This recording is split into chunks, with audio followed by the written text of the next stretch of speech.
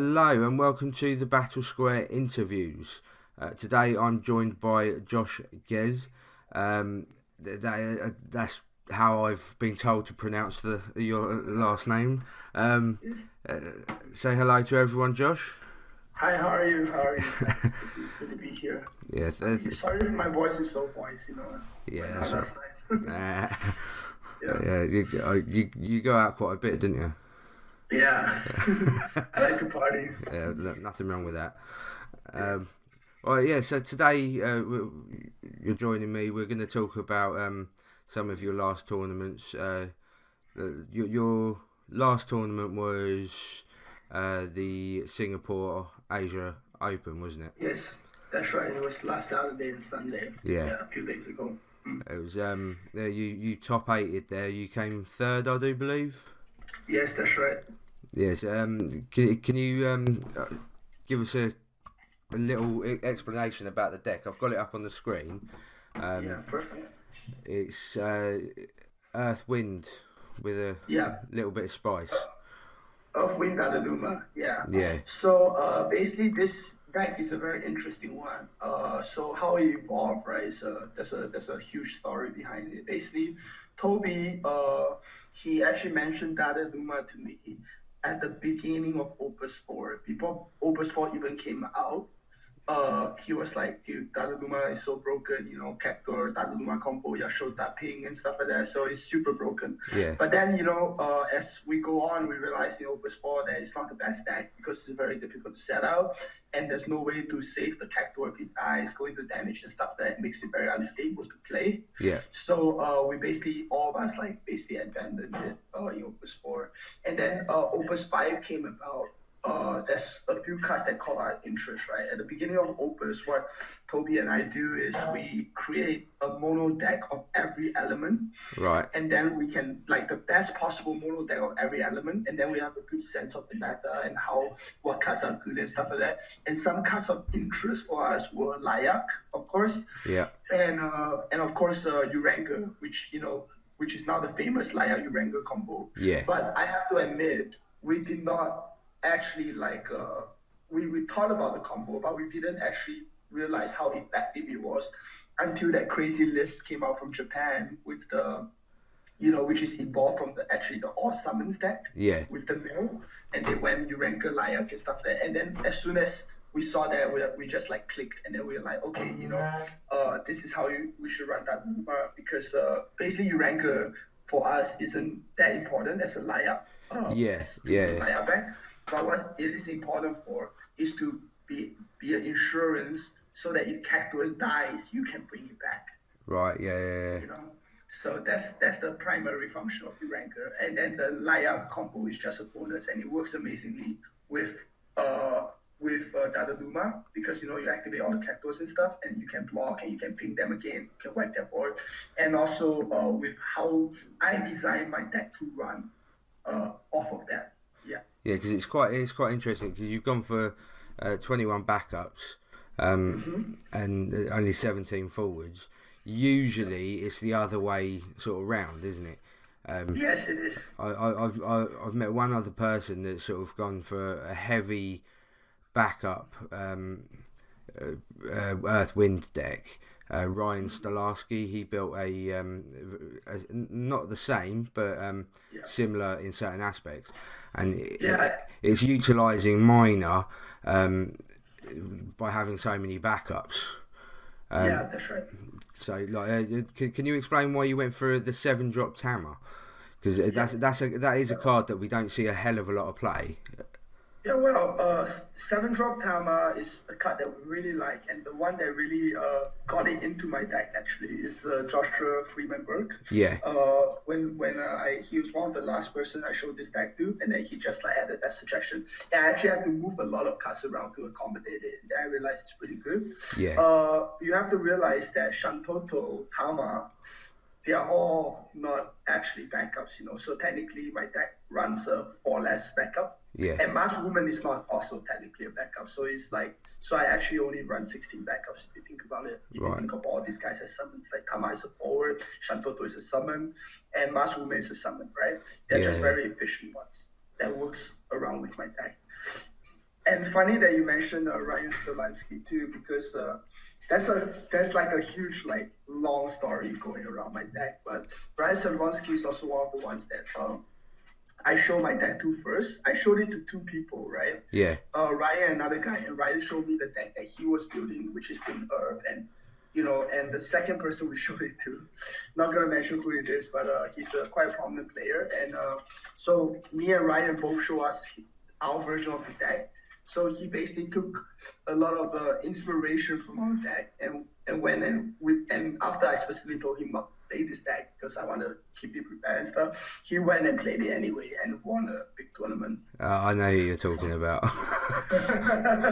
Well, so we had like a bit of friction after that, and after that it's like I have like complete trust issues, so no more decks for anybody. Yeah, no, that's fair. That's fair. I mean, do you find that? Do you like to keep your decks very close knit until a certain point? When do you find it? When do you find it better to share your deck, so to speak? Well, after this experience, I think I will share my decks never. And I got that from actually Toby because ever since I know Toby, he's super secretive about all of his decks. He will never show it to anybody, And I was the one that was a bit, I'm new to TCG in general, so I'm always quite open. So I'm just like, sharing this, sharing that. And then I realized now what could happen, I mean, look at Toby, right? Like, he made the mono ice deck that's setting the meta right now, and have million people copying it. Every single mono ice player, with the fucking commerce, they're claiming like his deck, and none of them give him a single credit, and all of them. See, that's one thing that exists, Yeah, that's one thing that I don't like. I think that everyone who creates a deck, and there are loads of different brewers. There's a lot of people using Toby's deck and Joshua Freeman Birch's Fire Ice deck. There's a lot of different variations of it, but critically the core deck comes from those two. It's the soul of the deck. That's what people don't understand. You can change a few cards, but we are the one who came up with exactly, and that annoys that it happens. You're never going to stop it. No one's ever going to stop it. But it is a little bit frustrating that they don't get the credit that they deserve. Because obviously they're going to tournaments and winning with these decks. People are going to copy them. People are going to use them. It's just something that happens. But obviously, you're never going to stop it completely. But like I say, that's why no more decks until we play. Nothing, like radio silence everywhere. No, that's fair enough. I like the idea of building mono element decks at the beginning of an opus. It's quite a good idea. Chances are people are going to nick that now.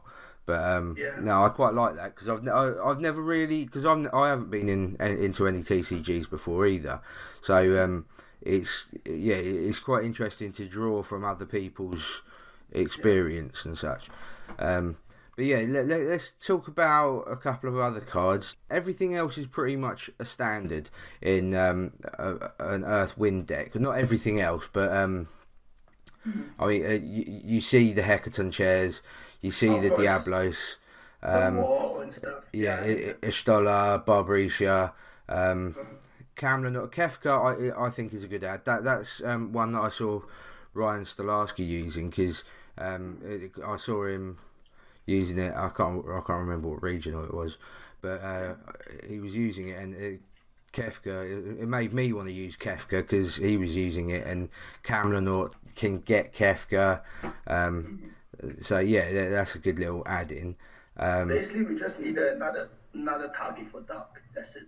And Zodiac doesn't work because you don't want to take damage on this deck. So another target, and Kefka is the best target. Yeah, definitely. So that's the Kefka, and you can do some really really cool combos with it. I mean, if you saw my game one in the semifinals, you can see. You can. I remember watching that. The tapping to make your monsters forwards.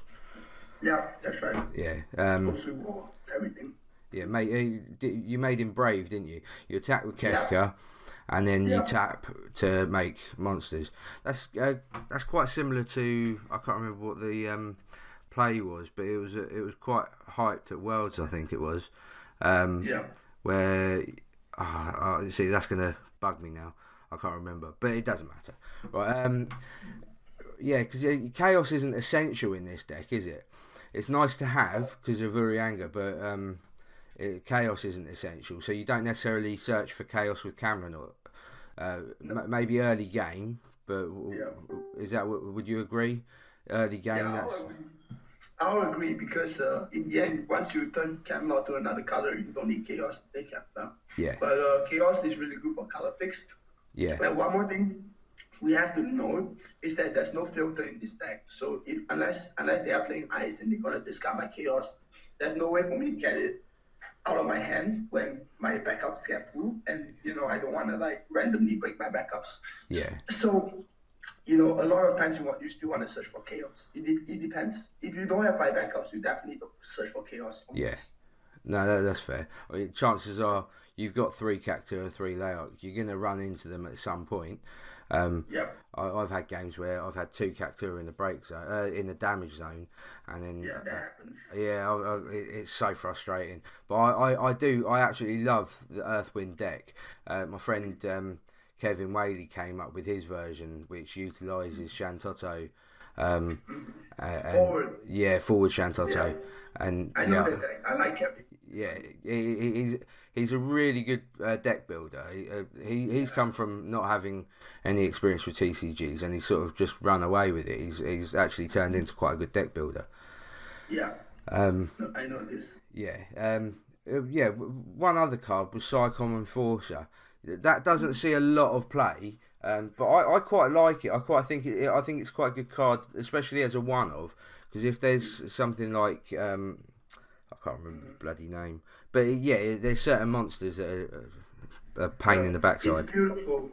It's beautiful. In my last round of Swiss, I actually play against a mirror Duma deck, Yeah, and I play Psycho Enforcer, kill the Cactuar, nice. and then when my Psycho Enforcer died, I time out back my Psycho Enforcer and killed another Cactuar. As a one of, it's really good. Yeah, Tamler's not just there to get your big forwards back, is he? Tamler's there to it can bring in your smaller forwards.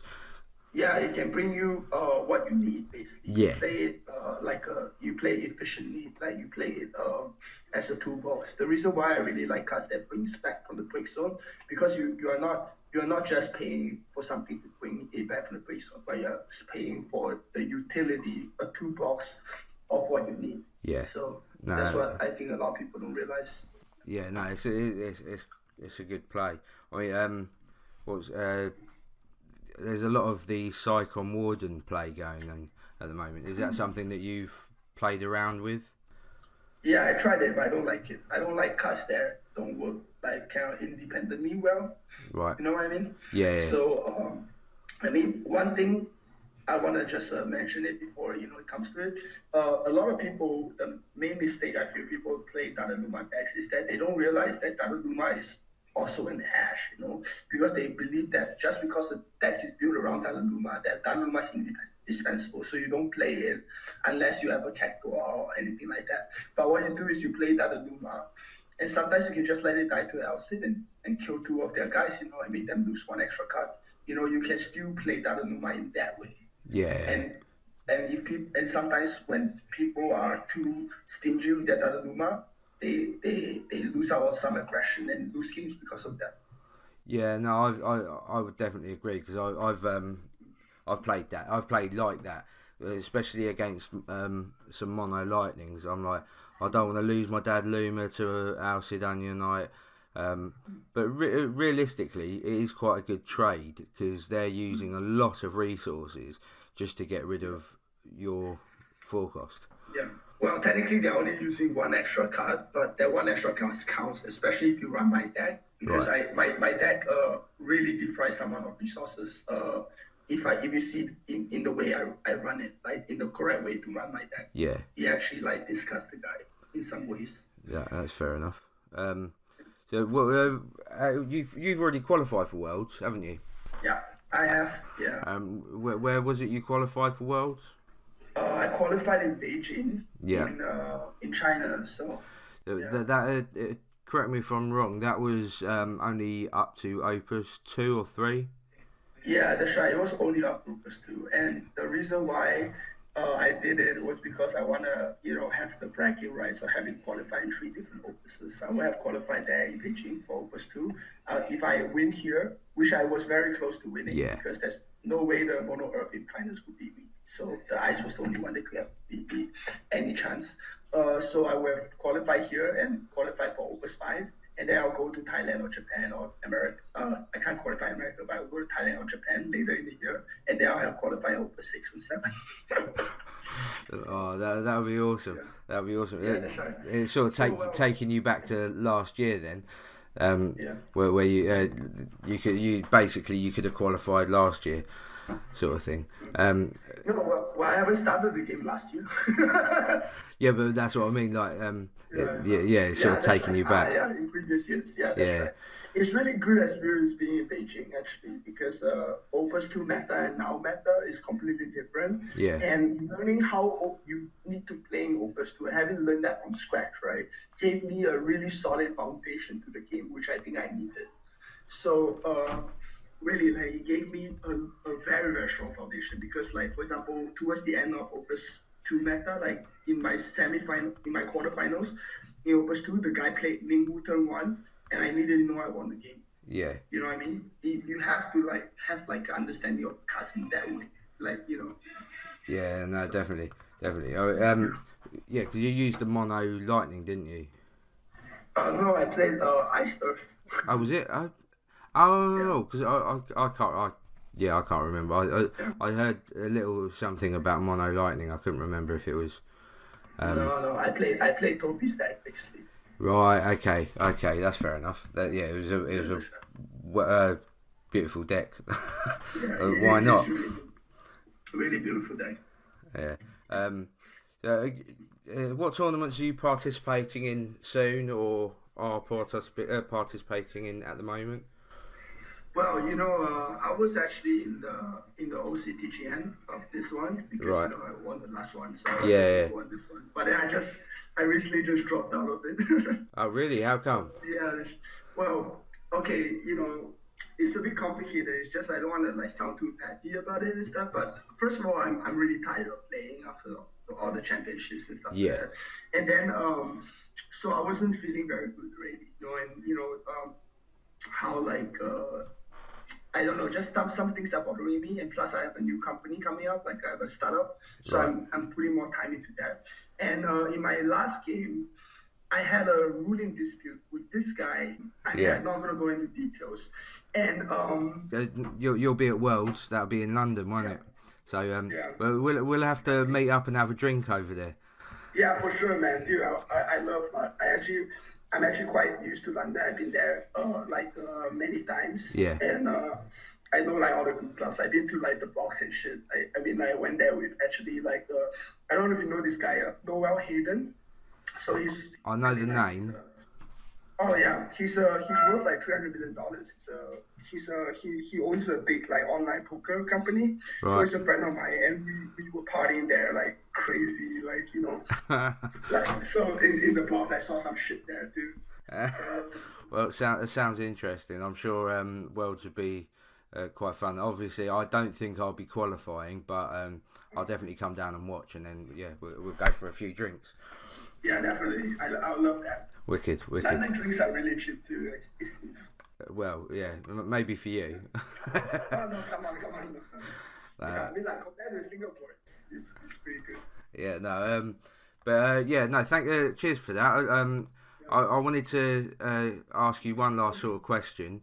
I know it's only been a short interview, but it's been enlightening. Out of the Opus 6 spoilers, what sort of ones have you seen many of them? Yeah, I've seen all the spoilers. They're out online right now.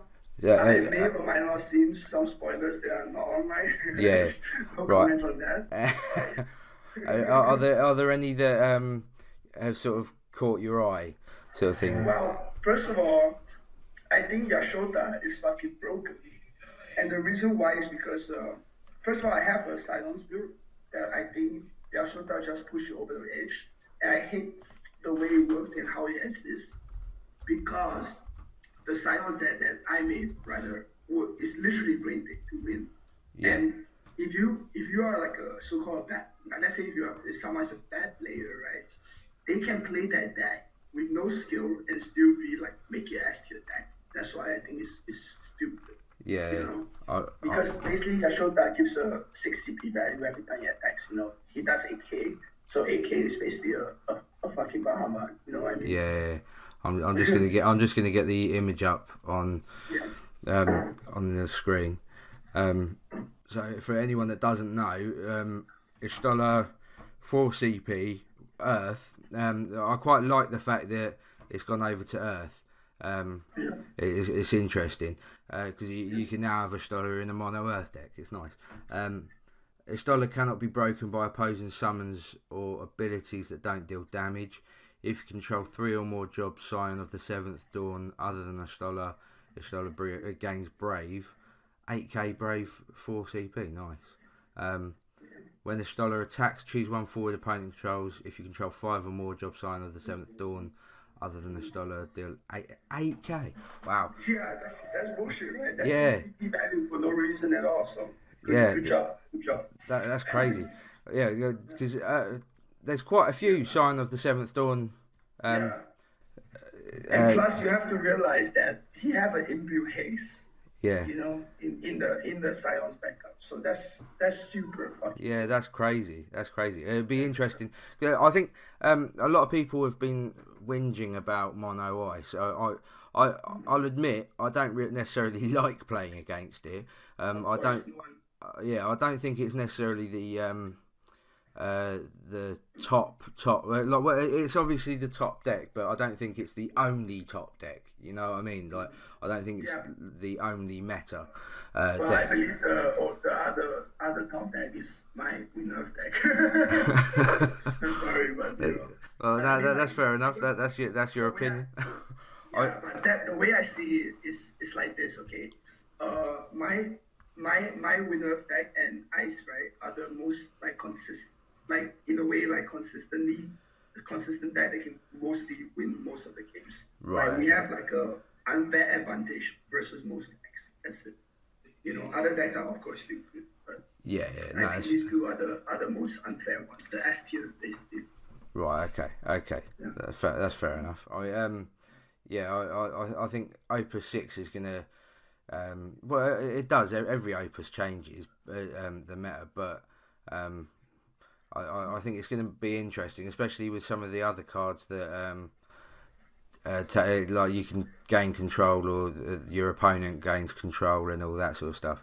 It'll be interesting. There's been quite a few spoilers now, but yeah, no, I like the look of Minwoo. I like what's the other one that does summons? I can't remember. Yeah.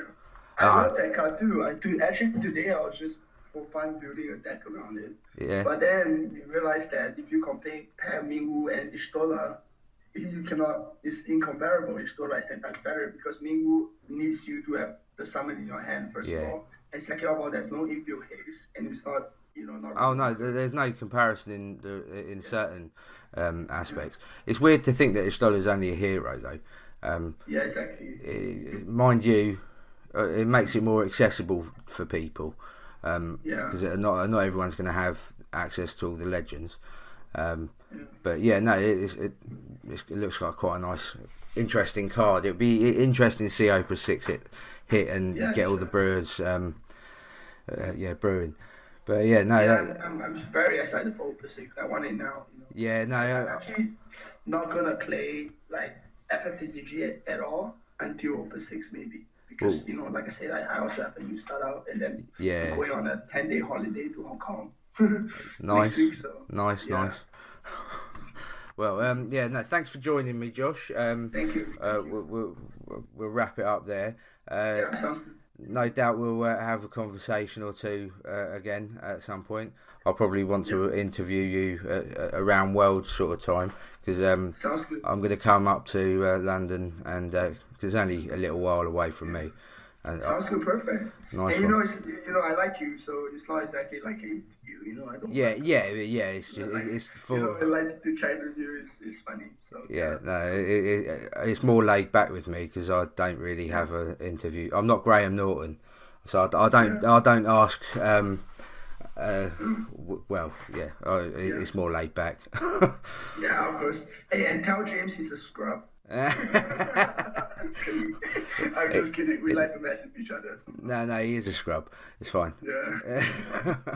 All right, mate. Nice one. I'll end the interview there, and yeah, cheers for joining me. Thank you. Talk to you. Have a good day. Have a You good day, too. sir.